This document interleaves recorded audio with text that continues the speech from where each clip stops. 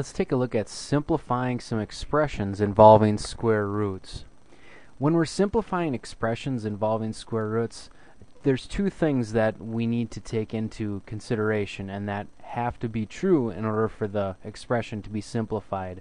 First of all, there cannot be a radical in the denominator, so no square roots in the denominator, so we need to get rid of those. Also, the square roots cannot have any perfect square factors. So remember, perfect squares are 4, 9, 16, 25, 36, and so on.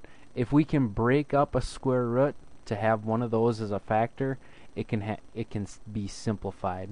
So let's take a look at some examples here and do some simplification.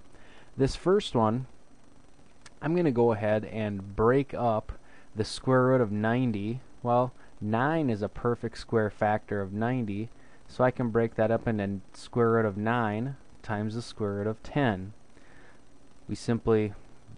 We know that 9 times 10 is 90, so it breaks up into that. 40 we can break up into the square root of 4 times the square root of 10. Now, we can do some simplification here. We've got a square root of 10 on the top and on the bottom, so those can cancel out. So that goes away. Now we're left with the square root of 9, which is just 3, over the square root of 4, which is 2. And it's simplified. Let's take a look at another one. The square root of 42 times the square root of 3.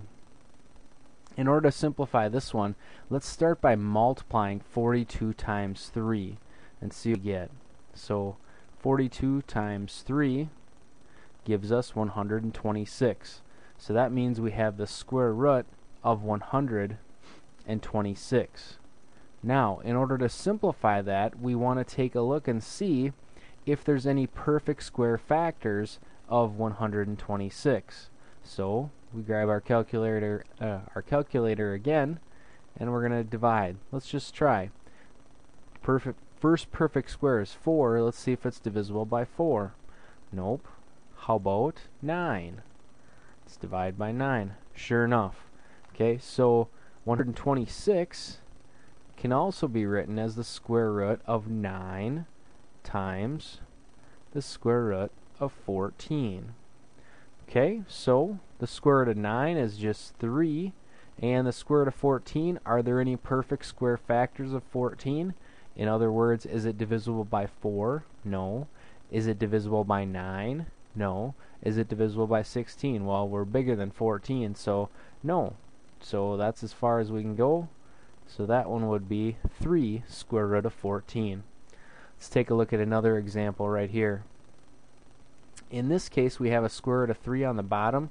I want to rationalize that denominator, and I'm going to do so by multiplying by the square root of 3 on the top and on the bottom. Remember, that's just a fancy way of multiplying by 1. We do the same thing on the top and the bottom. So what happens on the bottom, we have the square root of 3 times the square root of 3, which is just 3. On top, we have negative 3, excuse me. 15 times 3 is the square root of 45. So we have the square root of 45. Now, can we break that 45 up? Sure. The perfect square factor of 45 is 9. So we have negative 3 times the square root of 9 times the square root of 5. On the bottom, we still got a 3 there. Then we just do some simplification. Negative 3 times the square root of 9. Square root of 9 is just 3 times the square root of 5. Now we have a 3 on the top and a 3 on the bottom, so we can simplify those. Those will cancel out, and we're left with just negative 3 square root of 5. We can't simplify any further because 5 does not have any perfect square factors. Let's switch colors here for a second and try another one. Okay, in this one we're adding some square roots. So our first step should be to simplify them. 12 square root of 3, we can't do any simplification on that one. But the square root of 12, we can break that up. We can break it up into the square root of 4 times the square root of 3. Okay, so now I'm just bringing this right on down. 12 square root of 3 plus 3 times square root of 4 is just 2 times the square root of 3. Then, again, just simplifying, we have 12 square roots of 3 still.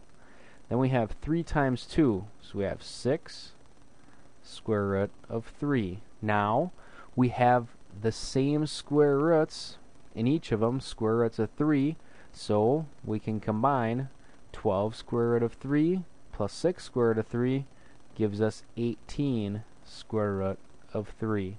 Just adding the 12 and the 6. Another example. In this one, again, we're going to want to break those up right away. So, -6, perfect squares that are factors of 50, 25. So the square root of 25 times the square root of 2. Then we have plus 4. The square root of 32 is going to break up into the square root of 16 times the square root of 2. Then we do some simplification. We've got -6. Square root of 25 is 5 times the square root of 2 plus 4. Square root of 16 is 4 times the square root of 2. Finally, do that multiplication there. We have -6 times 5 is -30 square root of 2 plus 16, 4 times 4, square root of 2.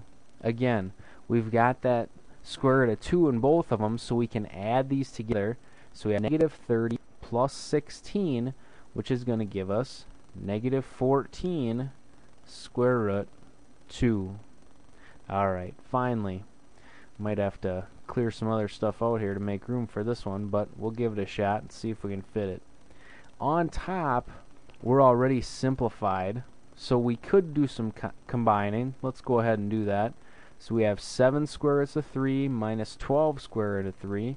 That would be -5 square root of 3 over the square root of 108.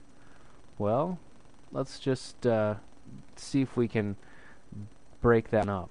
So we're going to take 108 and divide it by perfect squares. So 108 divided by 4. See if it's divisible. Sure enough.